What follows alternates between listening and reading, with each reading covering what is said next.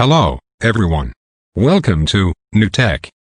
I am with another quick tutorial. How to fix missing desktop icon on Windows 10. Now, let's start.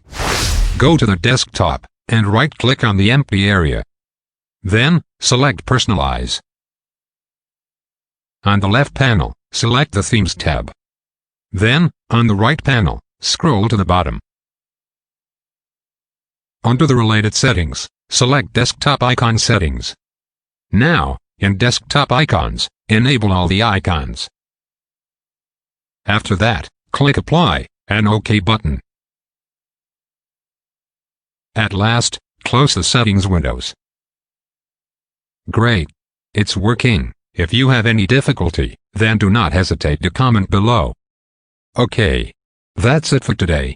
I will see you in the next tutorial, with amazing and interesting topics. And, don't forget to like, comment, share, and subscribe to this channel.